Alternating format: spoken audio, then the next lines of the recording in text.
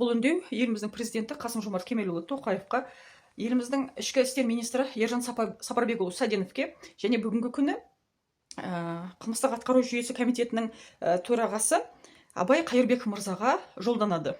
Себебі осының алдындағы комитетінің басшысы Жаныбек мырзаға жеке кіріп, осы мәселені айтып, түсіндіріп, хатты жолдап берген күннің өзінде арттан өтірік қағып шығарып салып, жалған уәде беріп, құрғақ сөзбен бәрін қатырып қойған еді. Бүгінгі күнге дейін бұл мәселенің өзінің шешімі табылмауында, яғни погон таққан азаматтар, генералдар, офицер сынында тұрған азаматтардың сөзінің ешқандай құны қалмаған деген сөз.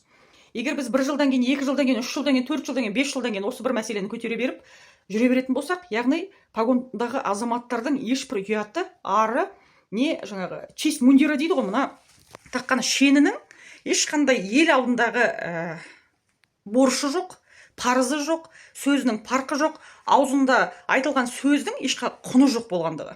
Яғни погондағы үлкен ағаларымыз ел іргесінде отырған азаматтар ренжімесін, бірақ сіздердің сөздеріңіз, сіздердің ауыздарыңыздан шыққан сөзбен, уәделеріңізбен дәлелденіп, өздері ұштасып, тұспа тұс келу керек. Ал бірақ сөздеріңіз басқа, қағаз жүзінде әдемі, президент әкімшілігіне жалған ақпарат беріп, 1 жыл бойына ішкі істер министрі Ержан Сапарбекұлы Саденовке кіре алмай жүргеніміздің өзі үлкен бір пробел дейміз ғой, жұмыстағы бір ақауды көрсететін шығар. Себебі мүмкін мен журналист ретінде ол кісіге ұнамауы мүмкін, мен журналист ретінде қасақана түрде шынайы ақпарат беріп қояды деп көптеген азаматтар арнайы мені тізімнен сызып тастады деген ақпарат келді. Енді сыза берсін, қаншалықты сызады екен, оны да қарайық.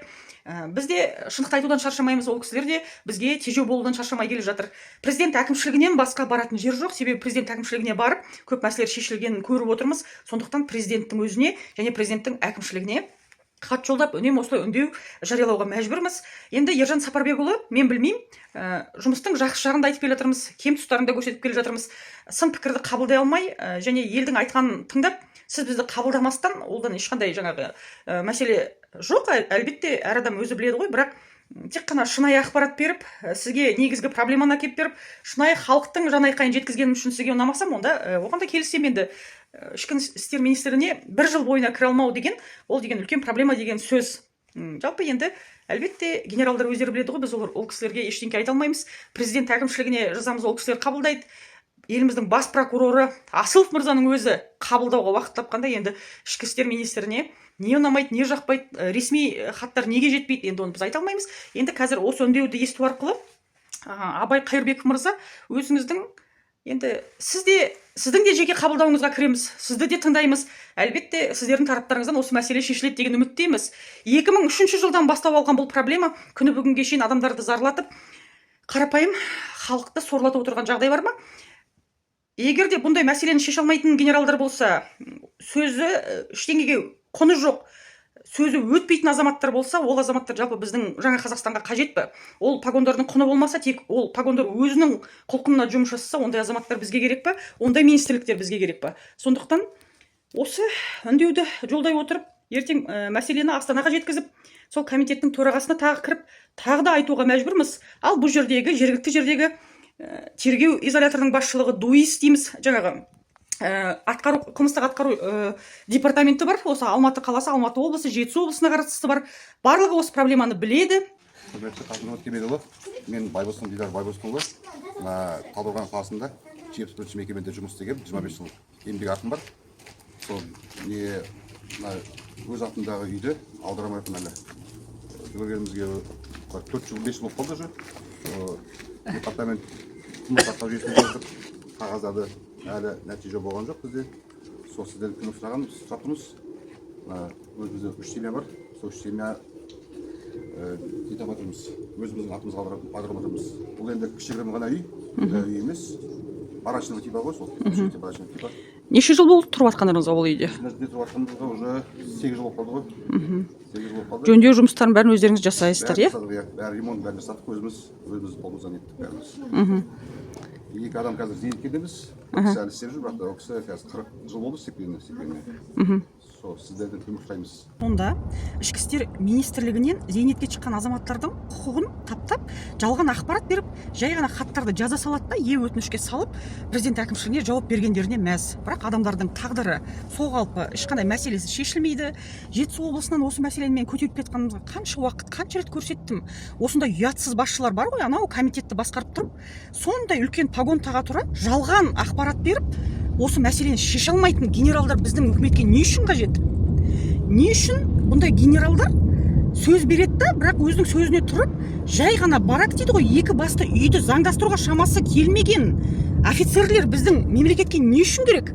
Олар заңнамалық тұрғыда бұл мәселені шеше алмайды. Себебі білімсіз бе екен, бәлкім бұның артында коррупциялық сұрақ тұр ма екен, яғни ауыз басты көз қысты әрекеттер болмағаннан кейін бұл қарапайым адамдар тиісті ақшасын бермей жатыр ма екен? Содан кейін шешілмей жатыр ма? Бізде тегін шешілетін мәселелер аз ғой әлі жаңа Қазақстанда. Бәлкім ақшаны талап етіп отыр ма екен? Бұл үй қанша тұрады? Халық болып жинап берейікші осы азаматтарға. Халық болып көмектесейікші. Қанша ана жаңағы взятка дейміз ғой. Пара беру үшін қанша әрекет жасауымыз керек екен? Тегін шешіле алмады бұл мәселе. Әкем көкем дедік, шешсеңіздерші дедік. Сіз лауазымды тұлға деп алдына да бардым. Мына қылмыстық атқару жаңағы жүйесінің комитетінің басшылығы Жәнібеков мырзаның өзіне тікелей кіргем. Менде әлі күнге шейін сол талондарда барлығы сақтаулы. Президент әкімшілігіне бұл мәселені, бұл сұрақты көтергеніме қанша уақыт менде переписканың барлығы бар. Одан кейін ішкі істер министрлігі Саденов мырзаның өзіне бұл мәселені енді мен бүкіл пресс-секретарларына да жазғам. Менде барлығы сақтаулы, Сонда бұл мемлекетте ешкімге керек жоқ. Ол погон таққан азамат па? Кезінде қызмет атқарып тұрғанда керек болды ма оның жұмысы? Бәрі жақсы болды, Ал енді қазір зейнетке шыққан соң ешкімге керек жоқ. Сол ішкі істер министрлігінен зейнетке шыққан азаматтардың барлығы ертең осылай керексіз болып қаупі бар. Сіздер солай керексіз болып қаласыздар, себебі сіздер қазір өзіңіз қызметте тұрып, сол зейнеткерлердің мәселесін шеше алмайсыз, шешкіңіз келмейді, шамаңыз келмейді, біліміңіз жетпейді, іштегі адамгершілігіңіз жоқ. Ертең өз басыңызға сол күн келмей тұр ғой енді, Зейнетке шыққан азаматтардың ақысын жеп қою деген кезінде мемлекетке істеген бүкіл еңбегін далаға кетіру деген сөз ғой негізі. Бірақ сіздерде ұят жоқ. Бізде осындай ұятсыз бастықтар болғандықтан біз осылай жылдар бойы бір мәселені айта береміз. Оны айтқан журналист та жаман, оны айтқан жаңағы шындықты айтқан зейнеткерлер де жаман. Сіздер ғана жақсысыздар да, біреудің еңбек ақысын жеп алып, қаншама ұялмайсыздар ма бір бастарыңызға осы мәселені нешеме жылдар жазғызып жүргенге ұялмайсыздар ма? Сондай қолдарыңыздан түк келмейтін болса, неменеге погон киіп, анау жоғарыда отырсыздар? Неге, кімге керексіздер? Елге қызмет атқара алмасаңыздар, сіздерді сонда өтірік мақтап, жалған ақпарат беріп, президенттің әкімшілігіне сіздің жұмыстарыңыз жақсы тұстарын ғана көрсетіп, сондай кезде ғана сізге елдер жағады екен да, шынайы түрде критика айтып, шын шешілмей тұрған мәселені айтқанда, сіздер орындарыңыздан қозғалмайсыздар. Здесь сразу журналист, бывшая осужденная, анау бірдеме, сіздерге барлығы жаман да, өздеріңіз ғана жақсысыздар ғой сіздерді. Сол мәселені шеше алмай отырған мына погондағы азаматтар, сіздер ана погондарыңызға лайықты емессіздер. Сіздерде ұят жоқ, ар жоқ, халықтың алдында деген жауапкершілік жоқ. Сіздер мына қазақилықтан да алыссыздар. Және сіздерде ешқандай жалған патриоттық сезім, барлығы өтірік. Мына елге деген қызмет сіздерде жоқ мүлдем. Сіздердің алдарыңызға мен егер бармасам, ресми хат тастамасам, жолықпасам, ішкі істер министрлігі мені білмесе, менің жұмысымды, және мен сіздердің оңтайлы жақтарыңыздың бәрін айтып отырмын. Шынайы бар дүниені бар деп отырмыз, жоқ нәрсені жоқ деп отырмыз. Ал бірақ осындай қарапайым халық қиналып жатқан тұста сіздер түкте естімегендей болып ар жақта жүре беріңіздер. Сіздердің де бастарыңызда ертең келеді, сіз де зейнетке шығасыз, Құдай жеткізсе сіз де шығарсыз, жетпесеңіздер енді баратын жерлеріңіз белгілі. Бірақ мен осындай министрліктер, комитеттер, қарапайым халық, мына зейнетке шыққан халықтың мұң-мұқтажын тыңдап, оларға көмектесе алмаса, мүлдем сіздердің жұмыстарыңыз кімге қажет? Ертең сіздер елдің мәселесін шеше алмаған азаматтар осындай ел іргесінде жүріп, жай ғана погон тағып, өздеріңіздің жағдайларыңызды жасау үшін жүрулеріңіздің еш қажеті жоқ. Сіздерде жауапкершілік болу керек, адамгершілік болу керек, ең құрғанда қарапайым халыққа деген мына ынтаңыз болу керек, көмектесе алуға тырысу керек та. Құрметті Қасым-Жомарт Кемелұлы, құрметті біздің жетісулықтар. Бұл тақырыпты біз былтыр да көтерген болатынбыз. Мынау мінекей тергеу изоляторы, мінекей Талдықорған қаласында өзі біреу. Одан кейін соның қарамағына қарасты осындай екі басты үйлер бар, шағын ғана, мүмкіндігі шектеулі балалары бар, отбасылар. Көп жылдан бері ішкі істер министрлігіне қызмет етіп, сол жерден зейнетке шығып, жаңағы өзінің жұмысын адал істесе де, үкімет тарапынан олардың құқығын қорғап, өздерінің зейнеткерлеріне тиісті құжаттарын заңдастырып беріп, осы екі басты шағын ғана үйлерін өздеріне үкімет тарапынан берілген өздеріне тиісті үйлерін бермей, мен бұл сұрақпен сонау қаржы комитеті дейді, қылмыстық атқару жүйесі комитетіне тиесілі төрағасы Жәнібек мырзаға да кірген болатынмын. Министрлікке осы сұрақты айтқан болатынбыз. Министрліктің хатшылығы қазір мінекей мен байқадым, 1 жыл бойына мен министрге де кірген жоқпын.